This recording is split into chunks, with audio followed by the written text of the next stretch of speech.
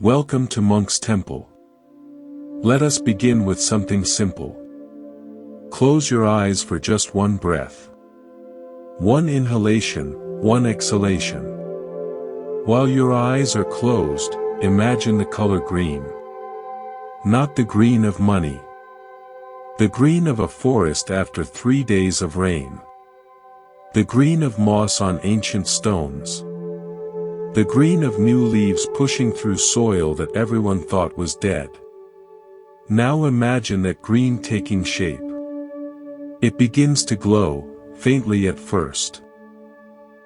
It breathes with a rhythm older than your heartbeat. And within that breathing green, you see a foot.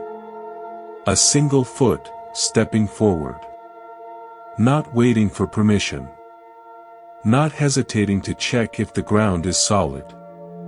Already moving toward you before you even knew you needed someone to move in your direction. This is Terra.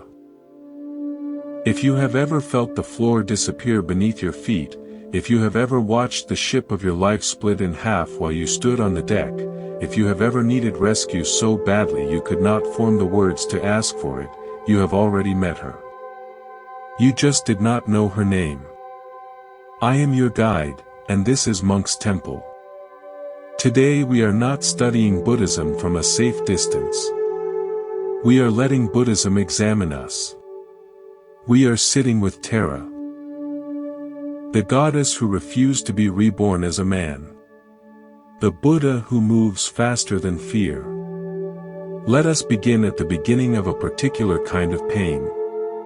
The pain of caring too much.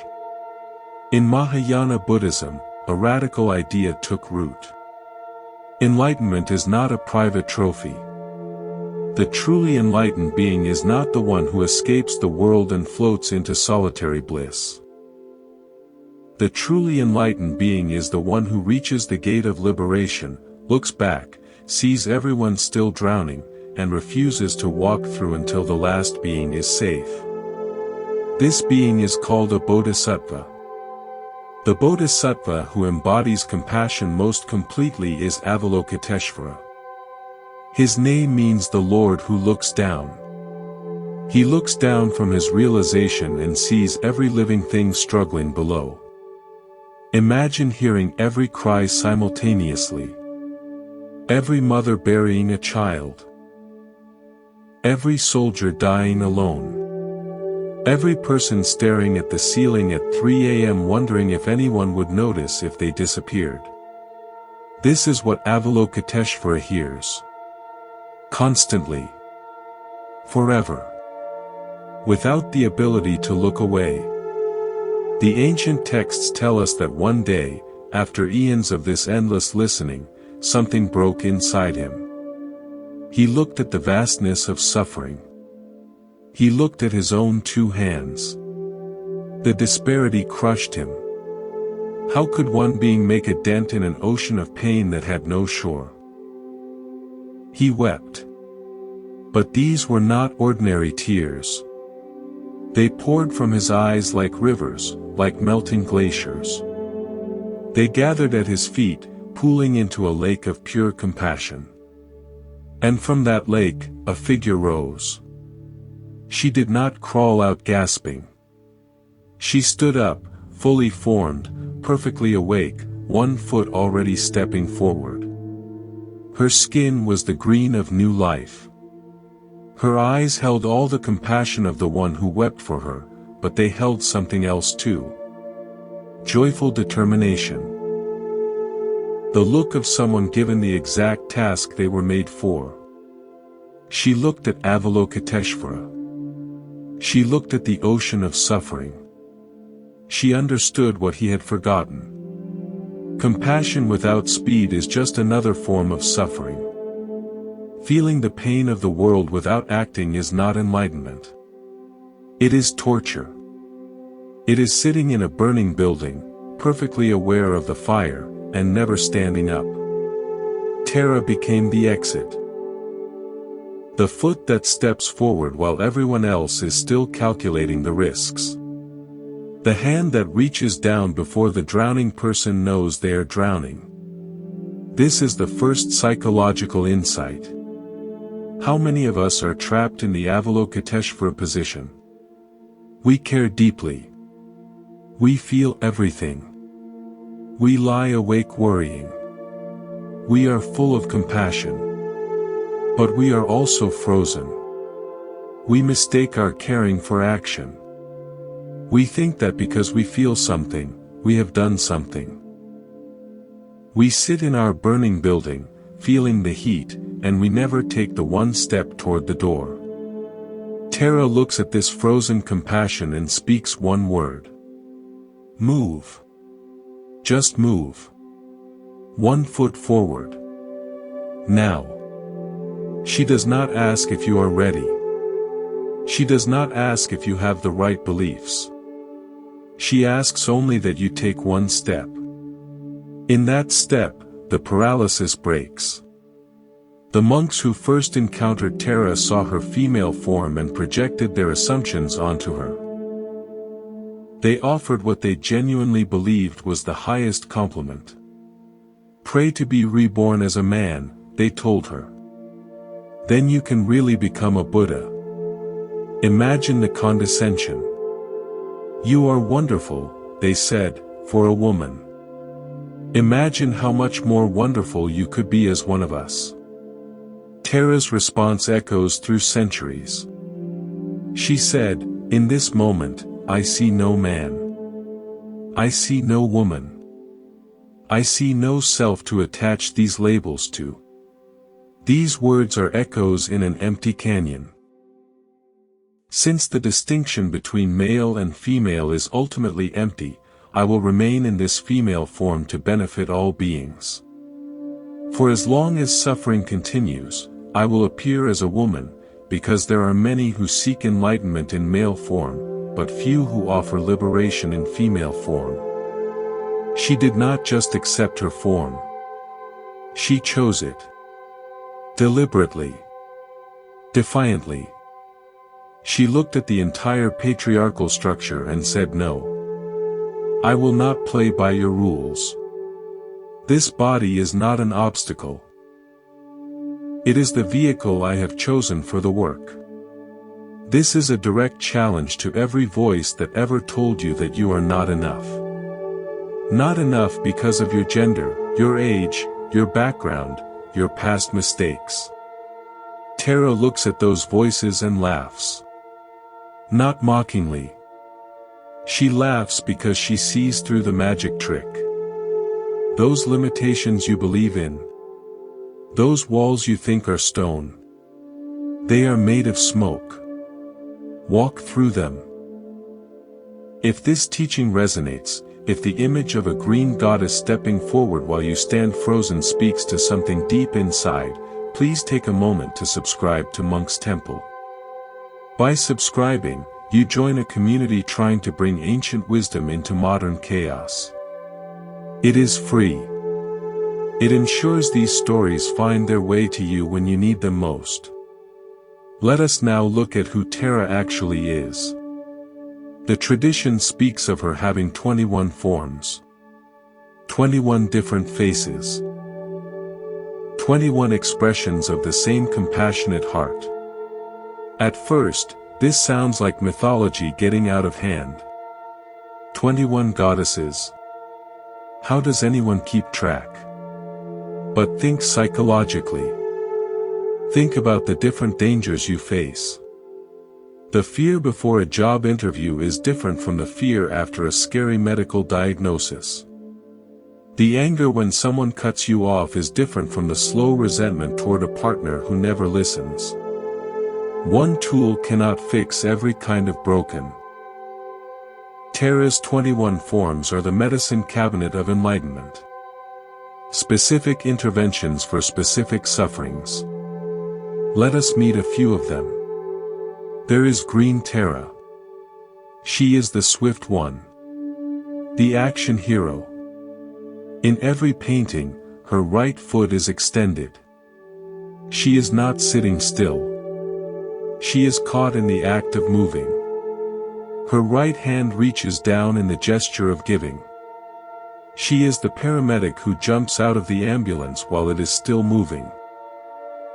When you need help now, not after you meditate for 20 years, you call green Tara. There is white Tara. She is the healer. She has 7 eyes. 2 in her face. 1 in her forehead. 1 in each palm. 1 on each sole of her feet. Why? Because she watches in every direction. She watches with her hands as they heal. She watches with her feet as she walks towards suffering. She sees the internal threats. The disease growing inside you. The burnout creeping up. She grants longevity and peace. There is red Tara. She is the magnetizer. She does not push danger away. She pulls what you need toward you. If you are lonely, she pulls a friend. If you are lost, she pulls a signpost. If you are empty, she pulls inspiration. There is yellow Tara. She increases. She takes what little you have and makes it grow. Not just money. Patience. Resilience. Courage. She takes the tiny seed of hope you are still holding and waters it until it becomes a tree. And then there are the fierce ones. Blue Tara. Black Tara. These forms are terrifying. They have wrathful faces. They hold weapons. They dance on the bodies of demons. At first, this seems un-Buddhist. Where is the peace? But sit with that. Are there not demons in your life that need to be destroyed? Not with a gentle smile. With force. The demon of addiction. You cannot be kind to addiction. You have to slay it. The demon of self-hatred. Sometimes you must declare war on the voice that tells you that you are worthless. The fierce Taras are the parts of your psyche that rise up to protect you. They are the boundary you finally set. They are the no that finally gets said. Now let me tell you a story about Red Tara. There was a woman named Priya who lived in a crowded city. She was a musician. A good one.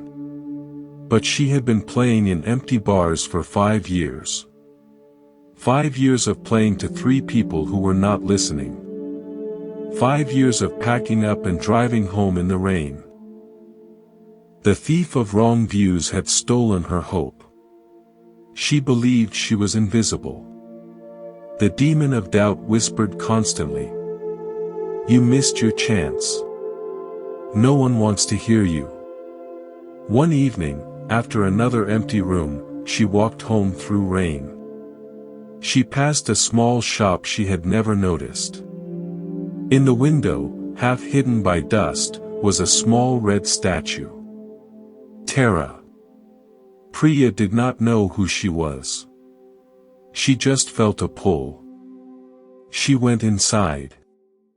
The old man running the shop saw her looking. He said, "She is the one who brings what is needed." Priya bought the statue with money she did not have. She took it home. She put it on her windowsill. She did not know any prayers. She just started talking to it each morning. "Red lady, I need someone to see me." A month passed. Nothing. The demon returned. "See? You are talking to a statue. You have lost your mind." Then one Tuesday, an older woman came into the cafe where Priya worked. She was a regular. Priya had never spoken to her. The woman was struggling with heavy bags. Priya helped her carry them. They started talking. The woman asked what Priya did when she was not working. Priya hesitated. Then she said, "I am a musician. But I play to empty rooms." The woman smiled. "My son manages a small listening room across town. A real listening room where people come to hear music. He is looking for someone to play next month. It does not pay much. But people listen." Priya almost laughed. It felt like a dream. She gave the woman her number. 3 days later, the son called. Priya played that small room. 40 people sat in silence and listened. At the end, they applauded. Real applause. A woman came up afterward and asked if she gave lessons. She now teaches 3 students. The money from teaching lets her play fewer cafe shifts. She has time to write new music. Did the statue cause this? Did a red goddess reach across the city and nudge a woman into a cafe at exactly the right time? Or did Priya, by placing that symbol on her windowsill and speaking her intention, shift something in herself? Did she stop walking through the world projecting failure?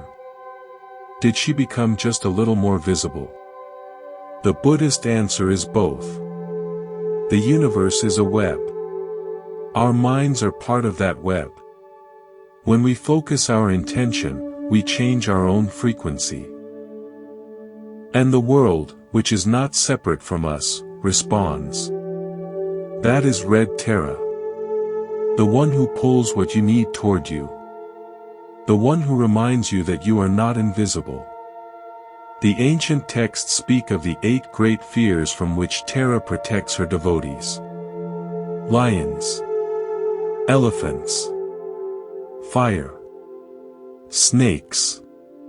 Thieves. Imprisonment. Floods. Demons. Buddhism uses the outer world as a mirror for the inner one.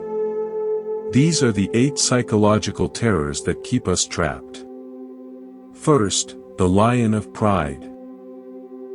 The ego that needs to be loudest. It roars in meetings, drowning out better ideas. It roars in relationships, turning disagreements into wars. Terra shows you that the roar is just sound. You do not have to react. Second, the elephant of ignorance. Willful blindness. The relationship you stay in knowing it is toxic because facing truth means admitting you were wrong. The job you hate because the unknown is more terrifying. Terra opens your eyes. Third, the fire of anger. In a moment of rage, you can say something that ends a marriage. The fire feels righteous, but it burns the one who holds it. Terra asks you to feel anger without becoming it. Fourth, the snake of envy. The silent resentment when a friend succeeds. The bitter thought, why them and not me? It poisons your joy. Terra lifts you up. Another's success is not your failure. Fifth, the thieves of wrong views. I am not good enough. Nothing ever works out. These thoughts steal your hope. Terra reveals them as just thoughts. Just old stories. Sixth, the imprisonment of habit.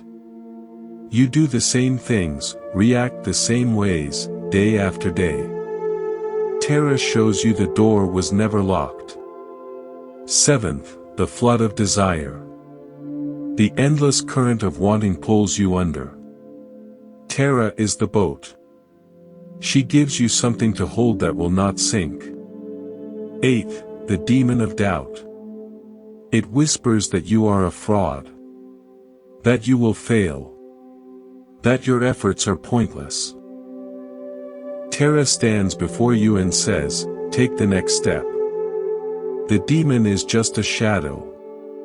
Now let me tell you a story about the demon of doubt. A man named Carlos was a high school teacher. He loved his students. But after 15 years, burnout had drained him. The demon whispered constantly, "You have nothing left. You are just collecting a paycheck."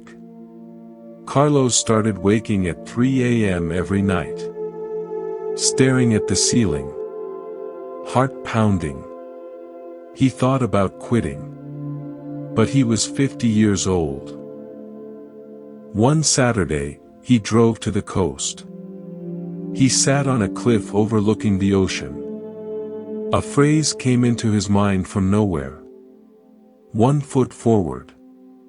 He did not know it was Tara's phrase. 1 foot forward. He decided that Monday, he would do one thing differently. He would arrive early and write a personal note on the board. Just a quote.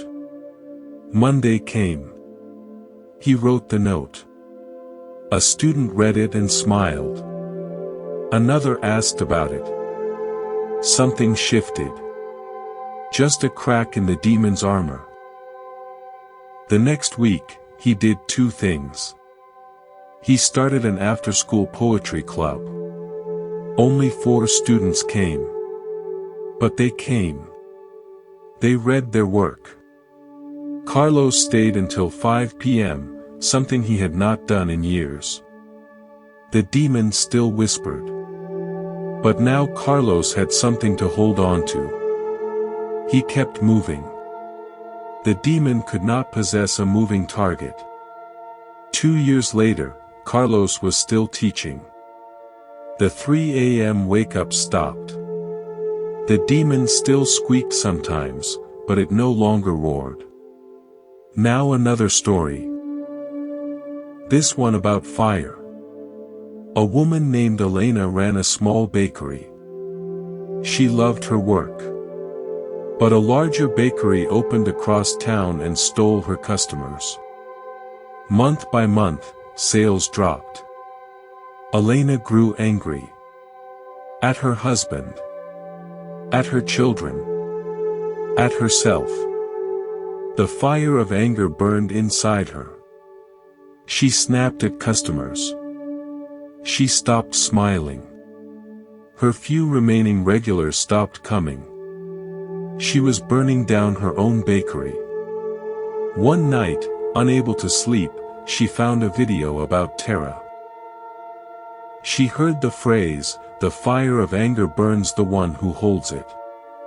She sat in her dark kitchen and wept. She realized she was the fire and the fuel. The next morning, she baked an extra loaf. She walked it to the new bakery. The owner was surprised. Elena said, "Your bread is good. I wanted to try it." They talked for an hour.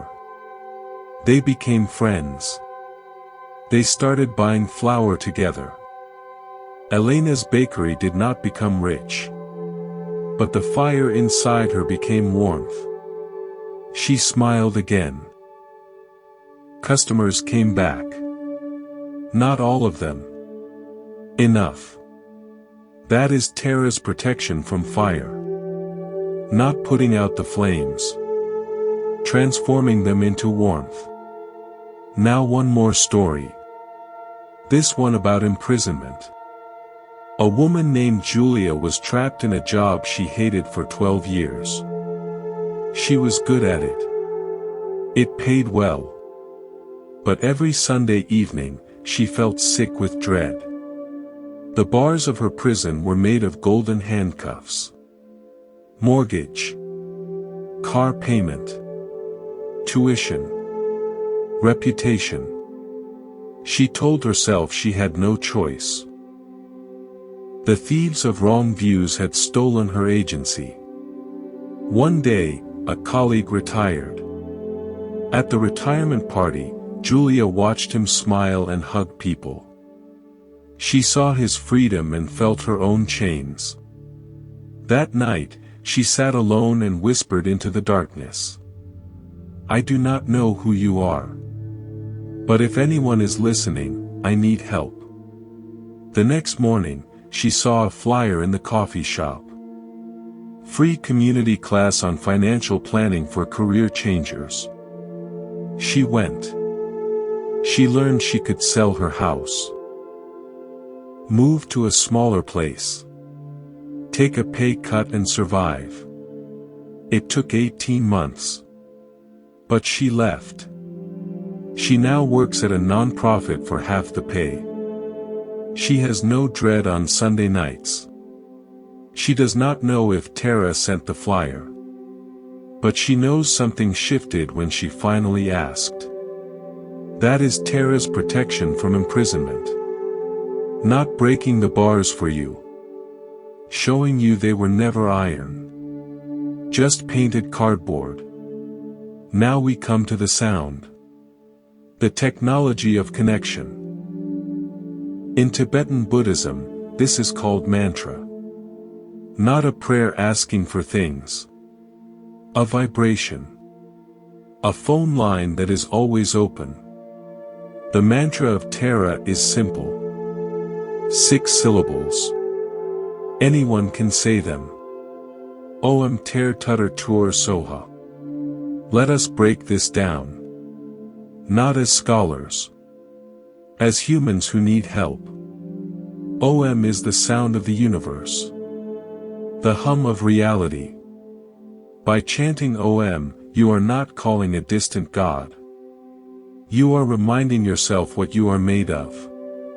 Tuning your instrument to the cosmic pitch. Ter is her name. She who liberates. The call. The cry of the drowning sailor. By saying Ter, you invoke the quality of liberation. You state your intention to be free. Tutter is protection. Specifically from the 8 fears. The sword that cuts through pride. The light that reveals the thief. By saying Tutter, you activate protection from what is hurting you right now. Tur is swiftness. The speed. The move now. The quality of Tara that does not wait for you to finish your sentence. By chanting Tur, you align with compassion that has become action. Soha is the seal. May this take root. The planting of the seed. The trust that the vibration has been sent and will be received. Why does this work? Because the thinking mind is slow. It analyzes, doubts, hesitates. When you are drowning, you do not have time for a committee meeting in your head. Mantra bypasses the committee. It goes straight to the body. To the nervous system. The rhythm of the syllables, the vibration on your lips, the repetition creates a groove in the mind. A channel through which grace can flow. Now let me tell you a story about the mantra. A woman named Diane worked in the intensive care unit of a large hospital. 12-hour shifts. Beeping machines. Families saying goodbye. She loved her work, but it was breaking her. One night, a young man was brought in. Car accident. Catastrophic injuries. The team worked for hours, but they were losing him. Diane did everything she could. Started IVs. Adjusted medications. Held his hand. At 3 a.m., the doctor called it. The young man died. Diane's job was not done. She had to clean the room. Prepare the body. Talk to the family. She walked into the supply closet to get what she needed. She closed the door. She stood in the dark surrounded by boxes of gauze. And she started to shake. Not crying. Something deeper. Her entire system rebelling against the weight of the night. The demon of doubt whispered. You cannot do this. This job is breaking you. You should quit. She did not have a meditation cushion. She did not have a teacher. She did not have a statue. But she had heard the mantra once, years ago, at a workshop. She barely remembered it. Just the sound. In that dark closet, she started to whisper. Om ter tutter tur soha. Om ter tutter tur soha. She whispered it 10 times. 20 times. She lost count. And something happened. The shaking did not stop. But it changed. It was no longer the shaking of a leaf in a storm. It was vibration moving through her. Not breaking her. Just moving. She opened her eyes. The demon was still there. But quieter. Sitting in the corner watching her. It had lost its power to command her. She finished cleaning the room. She talked to the family. She cried with them. Then she went home and slept. The mantra did not erase the trauma. It did not make the job easy. But it gave her a tether. Something to hold on to in the dark closet of her despair. Now another story. This one about a man named Richard. Richard was an accountant. Numbers made sense. Feelings did not. His wife of 30 years died suddenly. He was lost. Grief was a foreign country with no maps. He could not sleep. Could not eat. Could not work. His daughter, worried, took him to a Buddhist center. Not to convert him. Just to get him out of the house. They sat through a teaching on Tara. Richard did not understand most of it. But at the end, they chanted the mantra. Everyone in the room chanting together. Om ter tutter tur soha. Richard did not chant. He just listened. But something in the sound entered him. Like medicine he did not know he needed. That night, for the first time since his wife died, he slept 4 hours straight. Not a miracle. Just enough. He started going back. Not for the teachings. For the chanting. He sat in the back and let the sound wash over him. Week by week, the grief did not shrink. But he grew stronger around it. Like a tree growing around a fence. After a year, he started chanting at home. Just a few minutes in the morning. He did not believe in Tara. He did not believe in anything anymore. But the sound was a friend. A companion in the empty house. That is the power of mantra. It does not require belief. It requires only breath and sound. The vibration works whether you understand it or not. Like medicine works whether you understand chemistry. Om ter tutter tur soha. You can say it right now. Whisper it. Think it.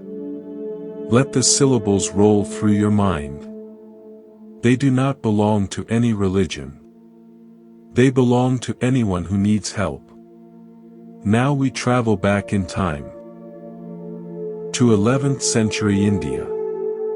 This is a story that shows the lengths Tara will go to for those who serve others. There was a great scholar named Adi Shah.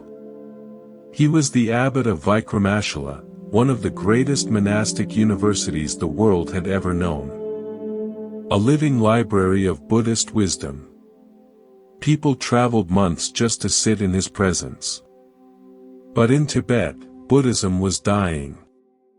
Political chaos. Persecution.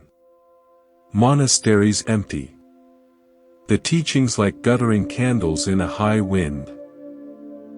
The king of Tibet sent a desperate delegation. Please, they begged. Come to Tibet. Save our Dharma. Rebuild what has been lost. Adi Shah looked at the delegation. He looked at the map. The journey was over 2,000 miles. Through bandit-infested mountain passes. Across frozen deserts. He was in his 60s. In the 11th century, a man in his 60s was ancient.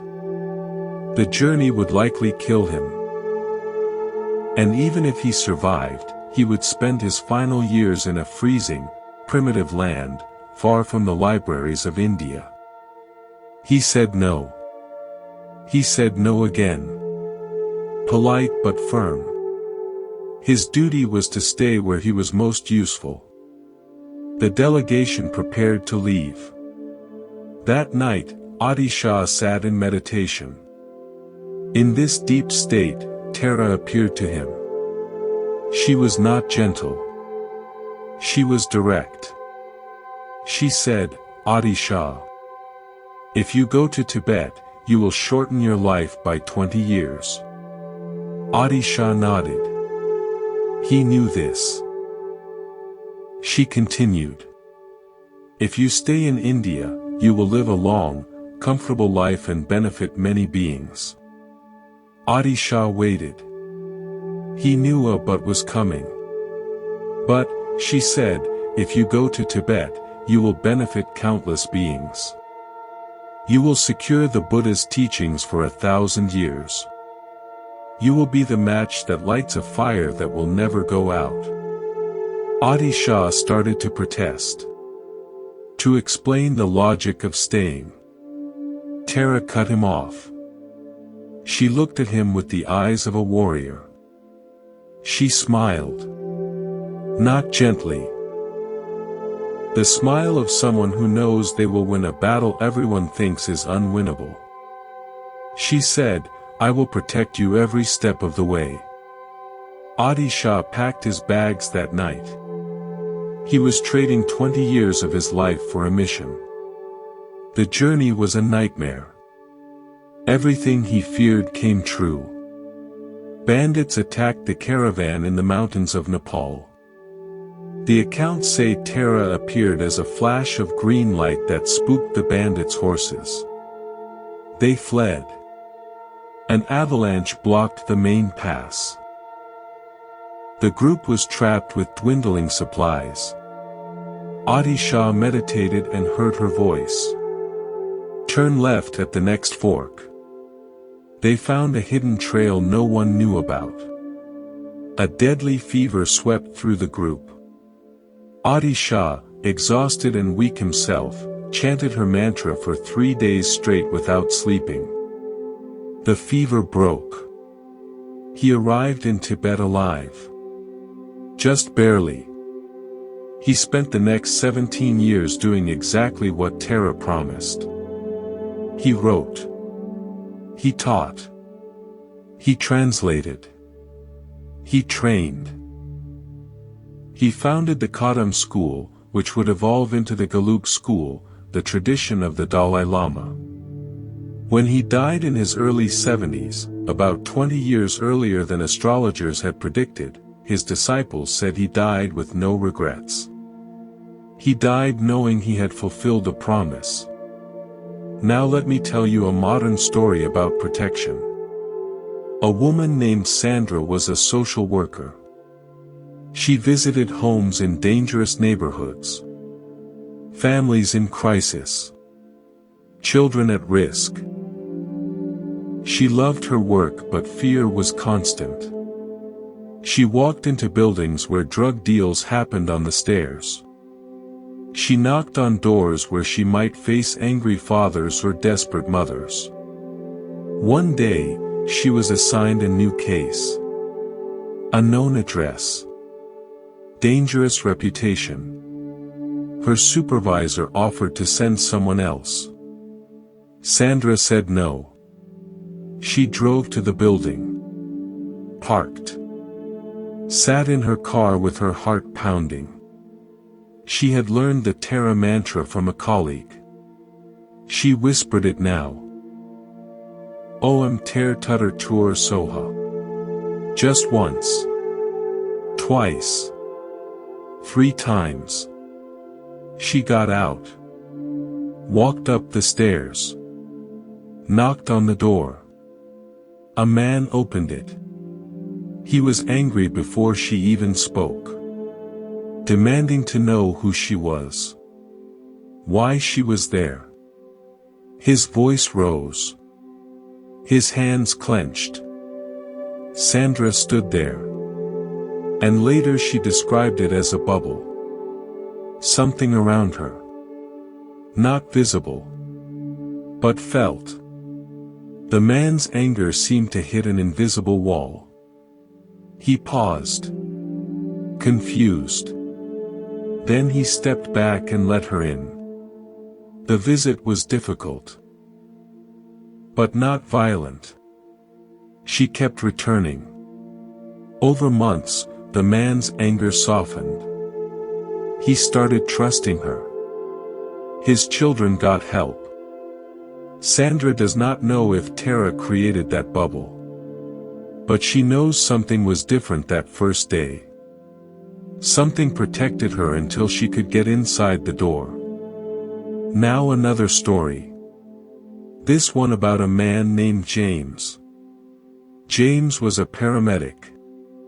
He had seen things no one should see. Car accidents. House fires. Children not breathing. For 10 years, he ran toward disaster while everyone else ran away. Then one day, he stopped. Not literally. He still went to work. But something inside him shut down. The doctors called it PTSD. He called it being hollow. He tried therapy. Medication. Support groups. Nothing reached the hollow place. One night, he was called to a car wreck.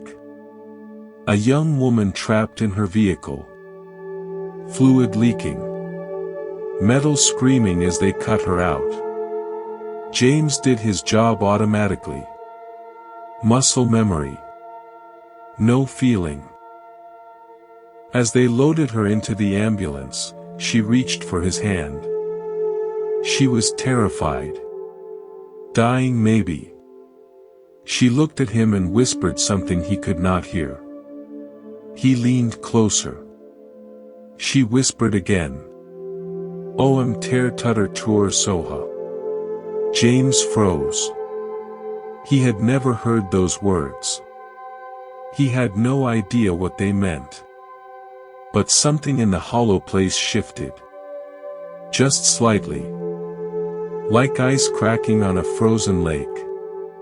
He asked her later, when she was stable, where she learned those words.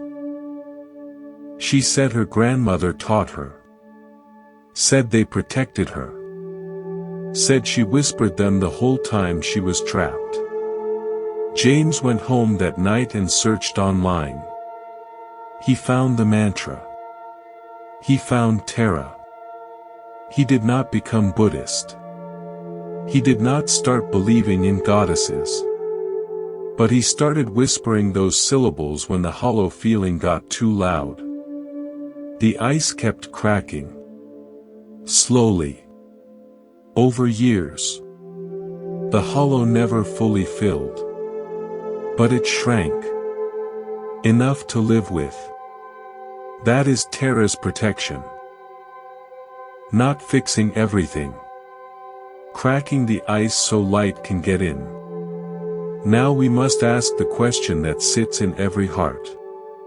Where is Tara when suffering does not end? When the child dies anyway? When the marriage crumbles despite all prayers? When the disease takes everything? This is the hardest teaching. The one no one wants to hear but everyone needs. Tara does not promise to remove all suffering. She promises to never leave you inside it alone. There is a difference. A vast difference. The Buddha taught that suffering exists. This is the first noble truth. Not pessimism.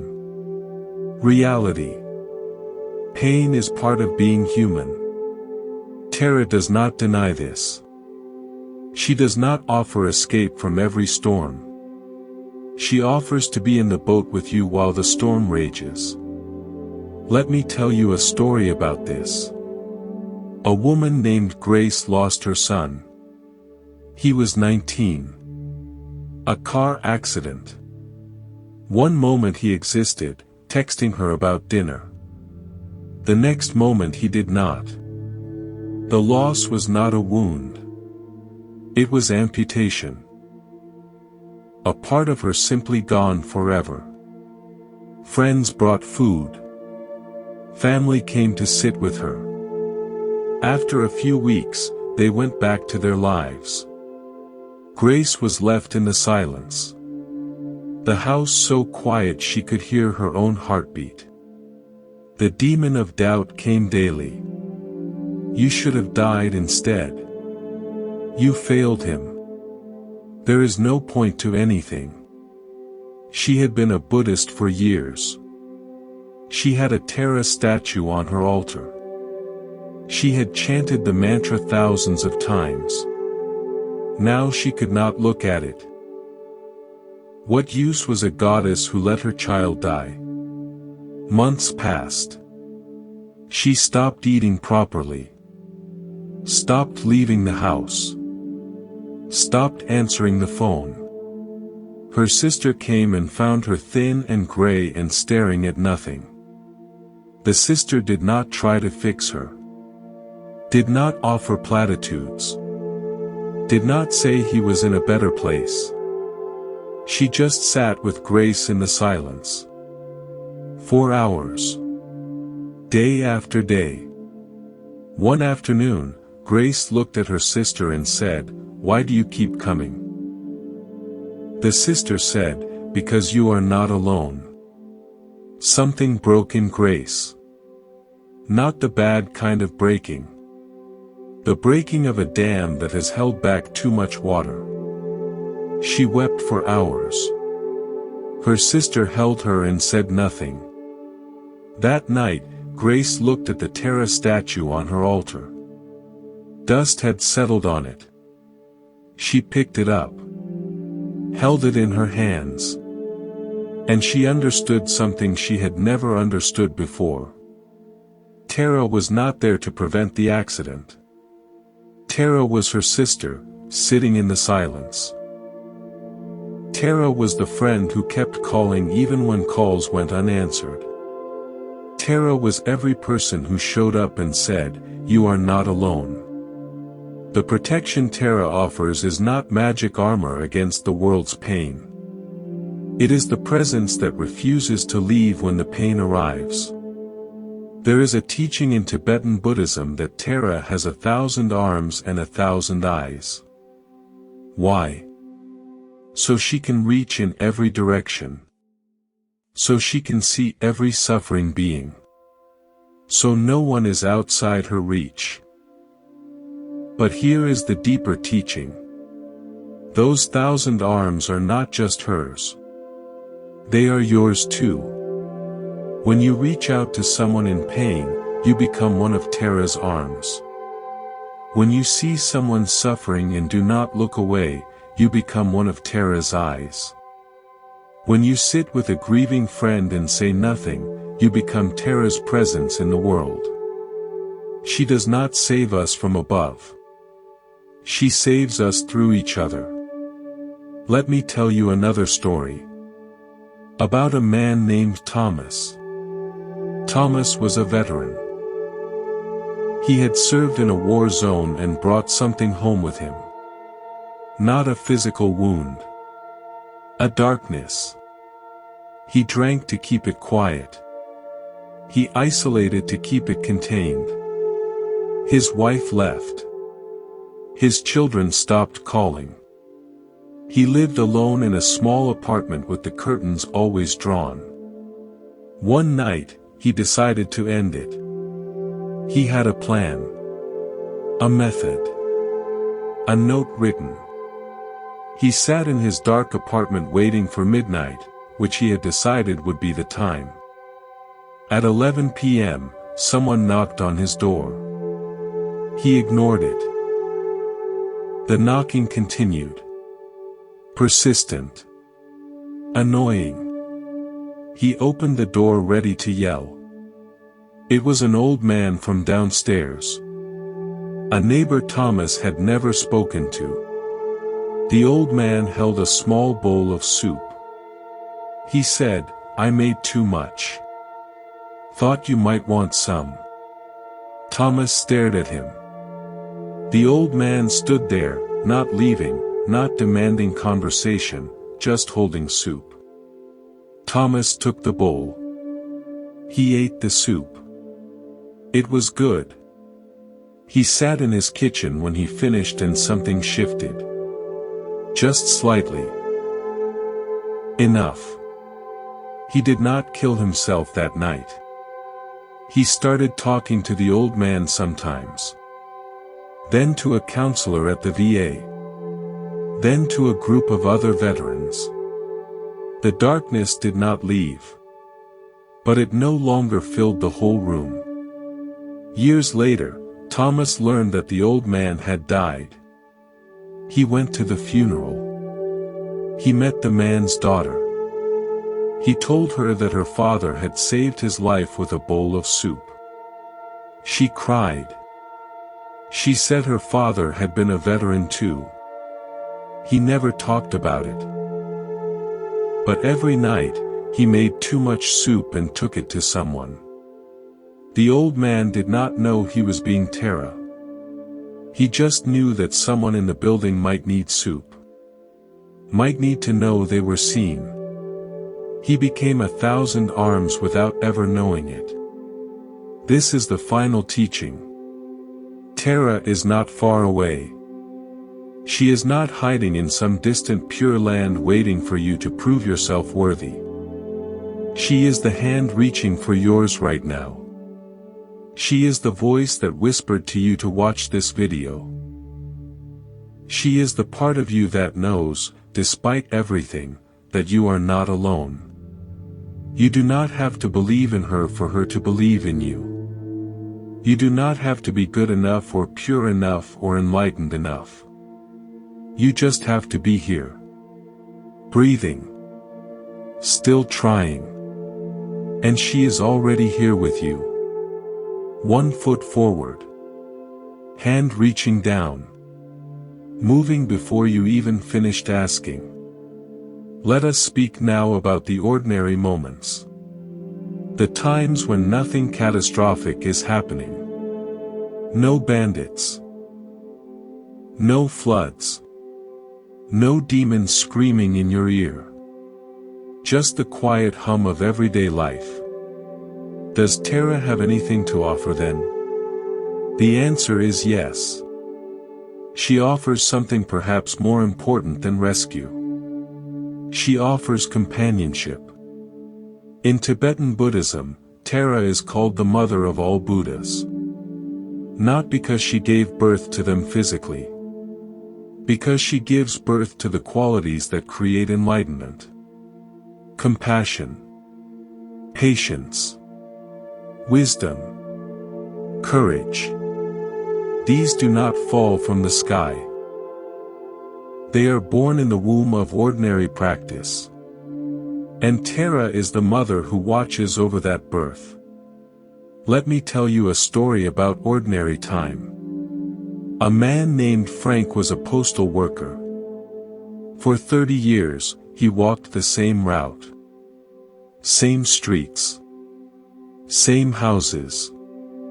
Same dogs barking behind same fences.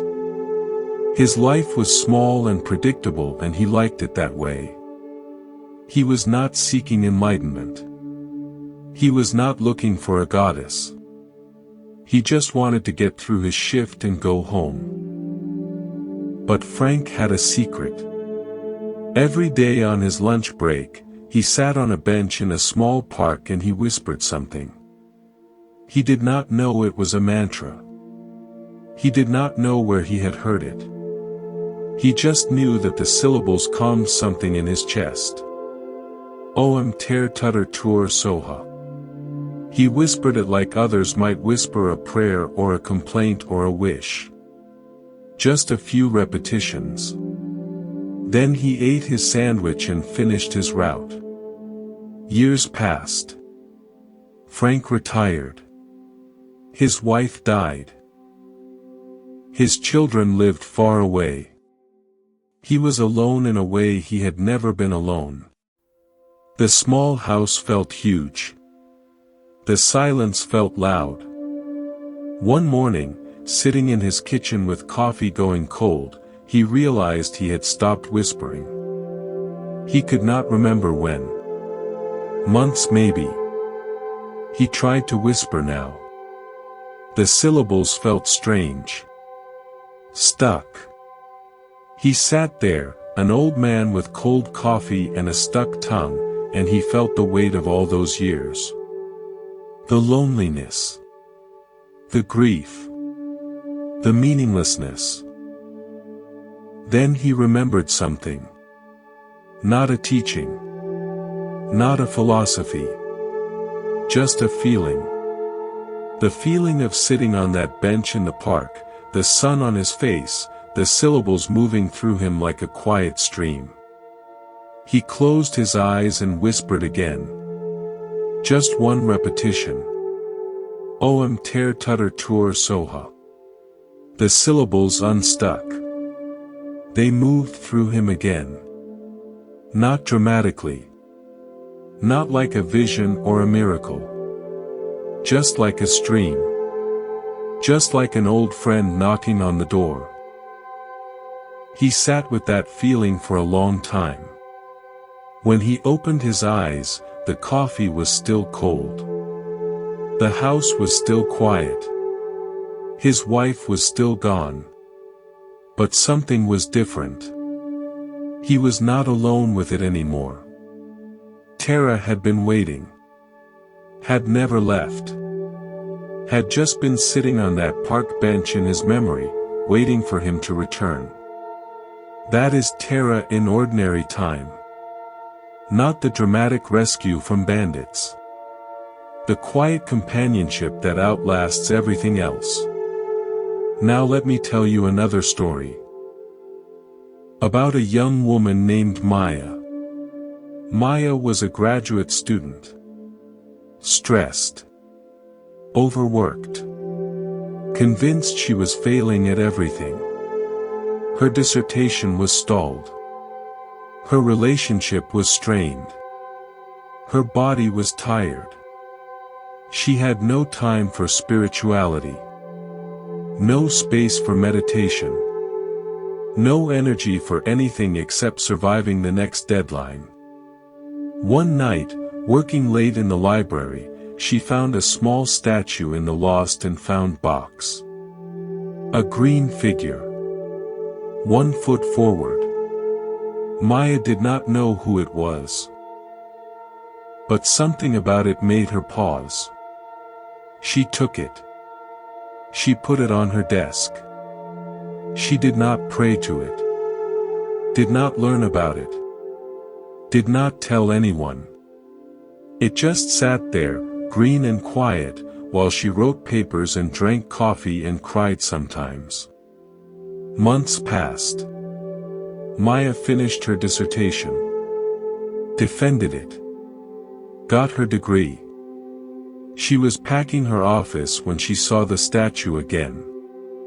She held it in her hand and realized something. She had made it through. Not because of the statue. But not without it either. It had been there. Silent. Present. A witness to all those long nights. She took it home. It sits on her desk now, years later, in a house where she is no longer a student. She still does not know much about Tara. But she knows that something green and quiet kept her company when she needed it most. That is Tara in ordinary time. Not the goddess of dramatic rescue. The friend who sits with you in the library at midnight. The presence that asks nothing and gives everything simply by being there. You do not need a crisis to call her. You do not need to be drowning. You can call her on an ordinary Tuesday. You can whisper her mantra while making coffee. You can let her green light fill the small moments. Because small moments are not small. They are the fabric of a life. And Tara wants to be woven into that fabric. Not just the emergency exits. The daily threads. Now we arrive at a teaching that surprises many. Tara is not just for Buddhists. She never was. The monasteries where her practice developed were filled with monks who understood something important. Compassion does not check your membership card before acting. The texts describe Tara responding to anyone who calls. Buddhist or not. Believer or skeptic. Those who have studied philosophy for decades and those who have never heard her name. If you cry out in genuine need, she answers. Not because you deserve it. Because that is what compassion does. Let me tell you a story that proves this. A man named David was an atheist. Not the quiet kind. The angry kind. He had been raised in a strict religion, felt betrayed by it, and spent his adult life mocking anyone who believed in anything. He had arguments for why God did not exist. He had science on his side. He had contempt for anyone foolish enough to pray. Then his daughter got sick. She was 7. Leukemia. The kind that moves fast and hits hard. David suddenly found himself in a world he did not recognize. A world of hospital corridors and clinical trials and doctors who used words like prognosis and survival rate while avoiding his eyes. He did not pray. He was too angry for that. Too proud. Too consistent with his beliefs. But one night, sitting in a plastic chair beside his daughter's hospital bed, watching her sleep with tubes in her small arms, something broke open in him. Not a prayer. Something deeper. A wordless cry from a place he did not know existed. He did not call out to God. He did not call out to Buddha. He did not call out to anything with a name. He just cried. Not tears. Something more raw than tears. His whole being became a scream without sound. The next morning, a nurse he had never seen before came into the room. She was older. Calm in a way that stood out against the chaos. She did not check machines or adjust medications. She just pulled up a chair and sat beside David. She said, "I am not supposed to do this.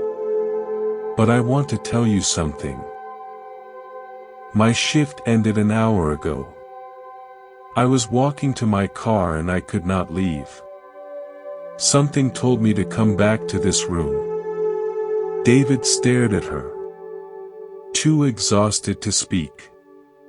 She said, "I do not know what you believe. I am not here to convert you. I just want you to know that someone is watching over your daughter. Not someone with a beard on a cloud. Something else. Something green and fast. She has been here all night." David did not know what to say. He had never heard of Tara. The nurse's words made no sense. But something in him, the part that had cried out without words the night before, recognized something in her voice. His daughter went into remission. Not because of the nurse. Because of medicine and luck and the stubbornness of a 7-year-old. But David was different afterward. He did not become religious. He did not start going to a temple. But he stopped being angry at people who believed. He had felt something reach for him in that plastic chair. He could not name it. He did not need to. That is Tara. Answering a call from someone who did not know he was calling. Now let me tell you another story. About a woman named Helen. Helen was a journalist. Her job was facts. Evidence. Things that could be proven. She covered wars and disasters and human suffering. She had seen too much to believe in anything good.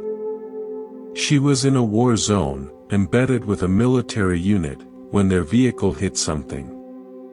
Explosion. Chaos. Helen woke up trapped under metal, bleeding, unable to move. Gunfire outside. Shouting. She was going to die in a ditch in a country whose name she could barely pronounce. She did not pray. She did not believe in anyone listening. But in that moment, with death very close, a sound came out of her mouth. Not words she knew.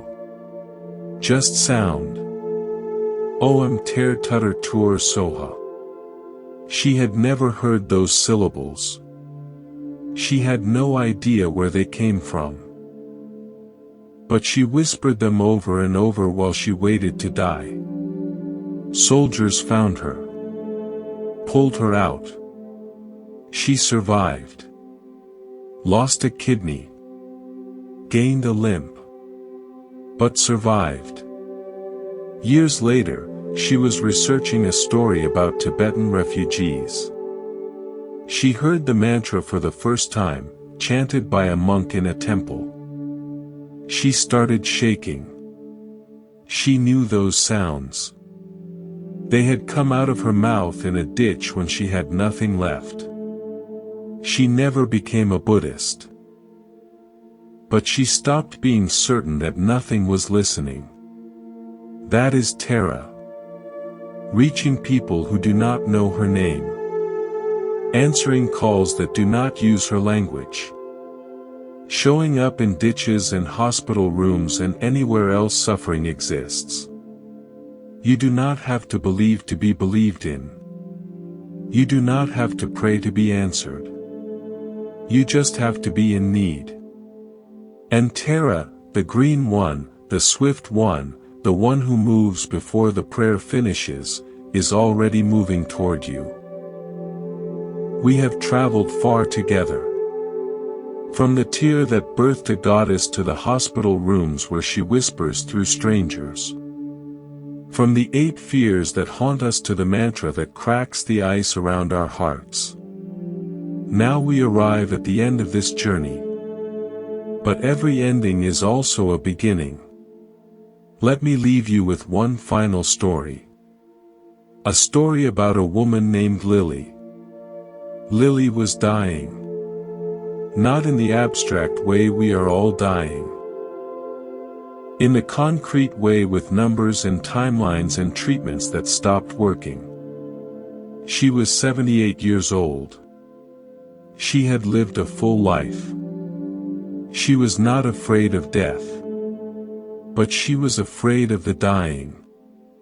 The pain. The loneliness. The slow leaving of everything she loved.